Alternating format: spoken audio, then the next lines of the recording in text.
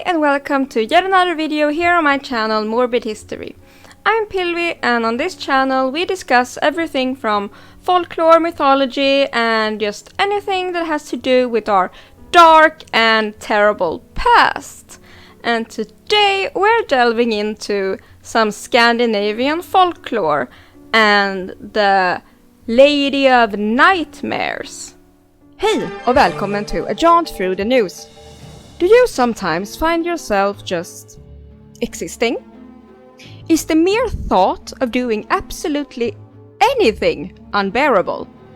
Without the sweet, sweet voices of strangers yapping in your ear? I already know that you are a connoisseur and enjoyer of folklore and maybe even a mystery or two.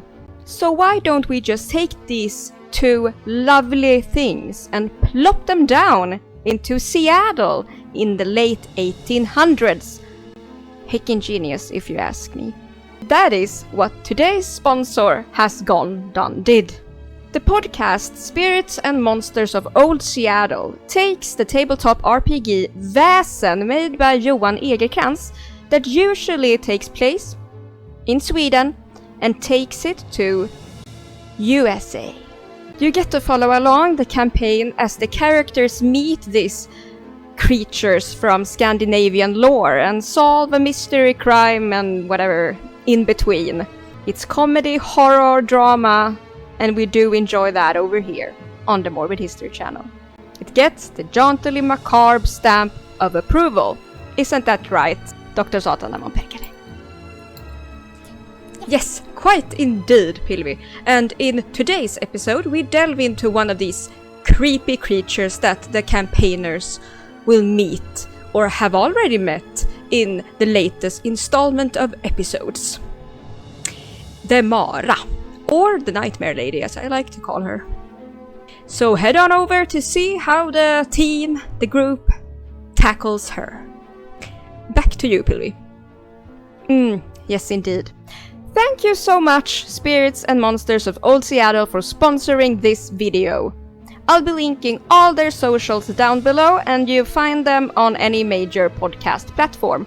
And there's a new episode every other Wednesday, there for your perusal. Thank you so much again, and without further ado, let's get into today's folklore creepy lady.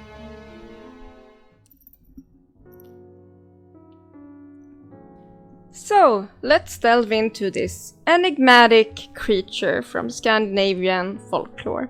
What, how, and why? So, let's start with that. What is a Mara?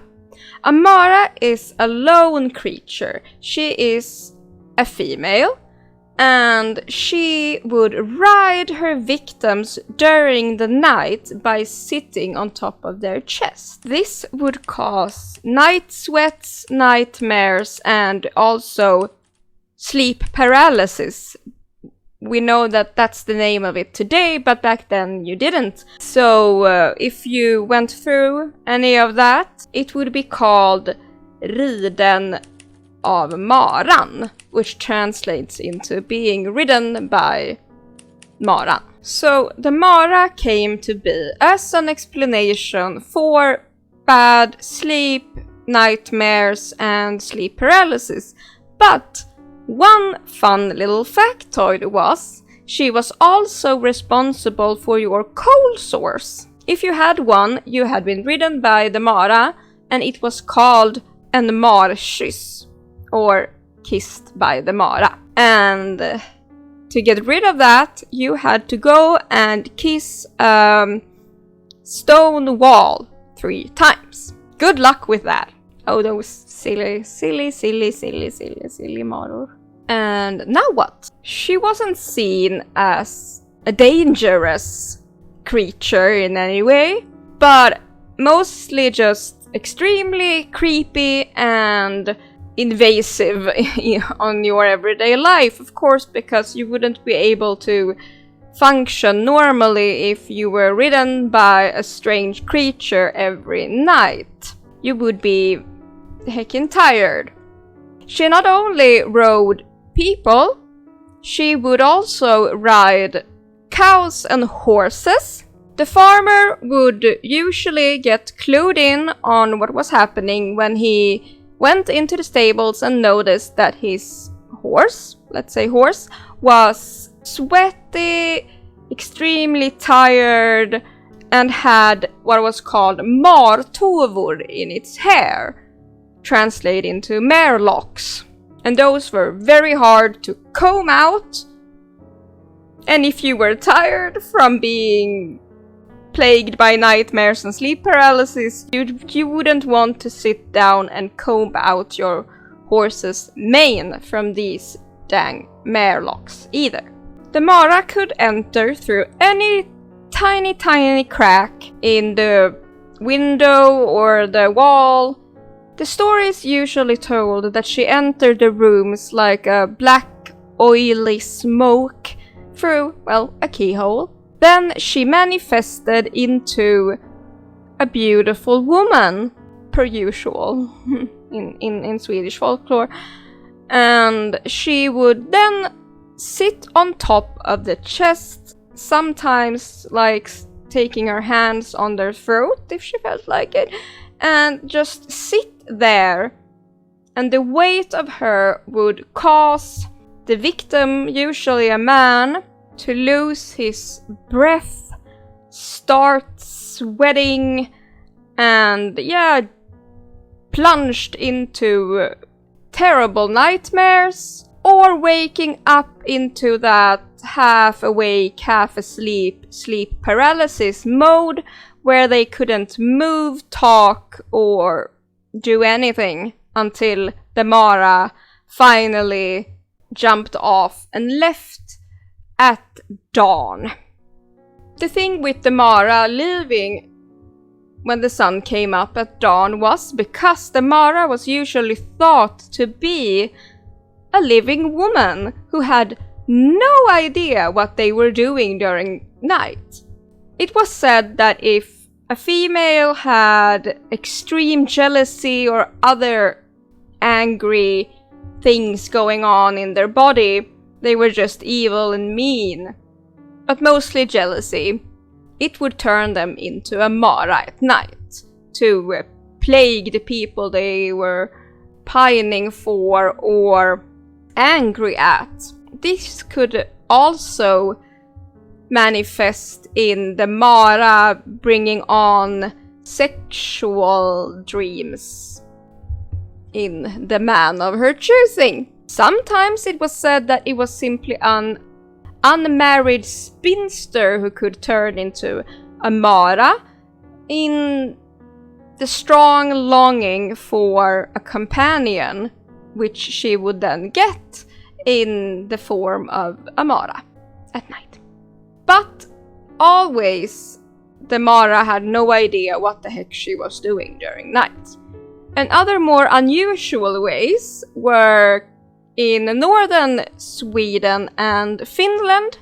It was said that if a baby was left out into the woods to succumb to the elements, they would turn into a Mara if they were a girl, and a werewolf if they were a boy. Also, if an unbaptized baby girl had a cat jump over their cradle, they would turn into a Mara. If a woman tried to evade the pain of childbirth by dark magic, which usually consisted of crawling through fosterhinnan av ett föl. I'll put the translation there. It was thought that horses had such easy deliveries that if you did that, you too would have a painless delivery, and that went against the word of God, because Adam and Eve, the original sin, females were cursed to bear the pain of childbirth. You couldn't just do that. So yeah, if a mother did that and the baby turned out to be a girl, they were cursed to be a Mara, and if it was a boy, again, he turned into a werewolf. Mara and werewolf for some reason, like they just like that. In conclusion, in most parts of Sweden, it was thought that it was a living woman who just had no idea that they had been cursed into being a Mara. And in some other parts, they had other ideas. So now you had a Mara on your hands. You could either choose to get rid of her, or fool her, or save her. Let's start with the last one.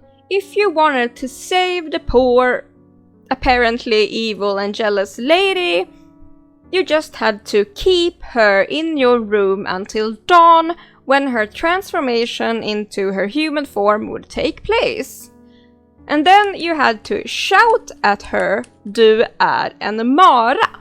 It was very important though that you waited for the transformation to actually be complete, because if you shouted too early, she could lose a finger, a hand, an arm, or a leg or whatever that did not make it through the transformation.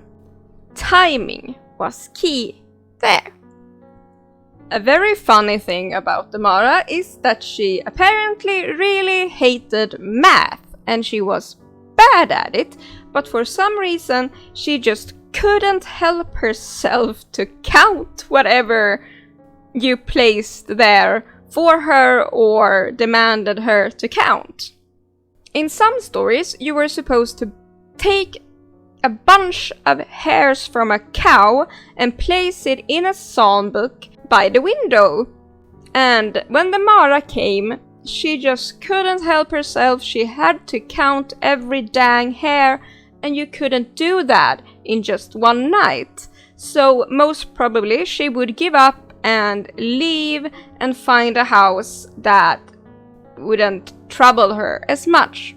In the same vein, you could pour or place a bunch of seeds around your bed or in your room, and she would feel compelled to count all of them, which, as before, was kinda impossible to do. Presenting so much hassle to the Mara would prompt her to leave and find a victim, an easier victim. Another way was to simply cast a spell before going to bed that demanded her to count various things that were impossible to count before she could enter your home. And the spell went as thus. I'll put a translation. Mara, Mara minne, du får ej bli här inne förrän du räknat fåglar i skog, fiskar i flod, alla eketrär och Guds ord. And yeah, she wouldn't be able to do that. It said that she couldn't even count to more than 3. So, more than impossible actually. So, in some ways it seemed pretty easy to relieve oneself of the Mara and her sleep paralysis demon activities. To make her leave your cattle, or your cows and your horses alone, you could draw a hexagram on the stable.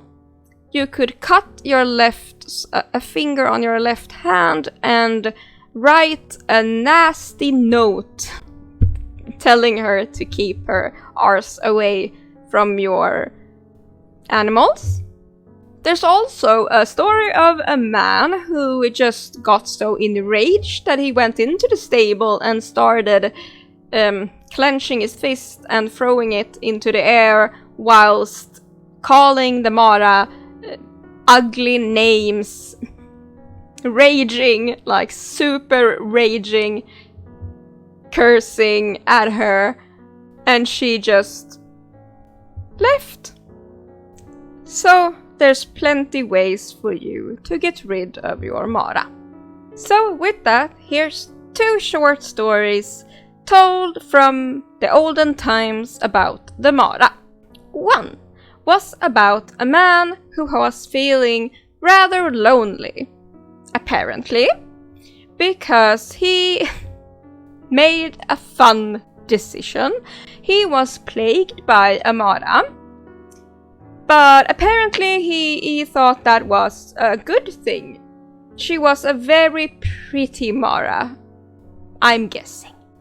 So one night when the Mara was there, he went ahead and put some paper or something into the keyhole from where she entered his room, and in that way he actually caught the Mara, and now the Mara was his to do with as he's pleased, and the both of them got married. And by all accounts from these stories, they had a happy life and they got some children and all that. But as people know, love is a tricky thing. One day they had a big old argument. Angry words thrown here, there, everywhere. And the man got so upset that he went to the keyhole and took out the piece of paper and told his wife, the Mara, to return to where she came from. And the Mara complied, flew through the keyhole, and was never seen again, to the man's great dismay. Some versions of this story also tell that a black swan would show up close to their home and bring the children that were left behind some presents sometimes. So that's nice, at least. And the second short story is about a farmer who noticed that his horse was getting thinner and weaker by the day. And he found him in a cold sweat every morning, and he wanted to do something about it because he sure knew what was going on. It was a Mara. Mara was there doing dumb things. So he went to the wise woman of the village and asked what he could do to stop the Mara from pestering his horse.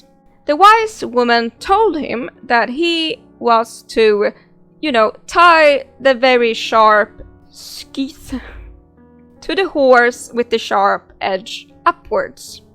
And then the wise lady said, "That will be the last horse that dang Mara will ever ride." And the farmer went ahead home and did as the old lady had told him.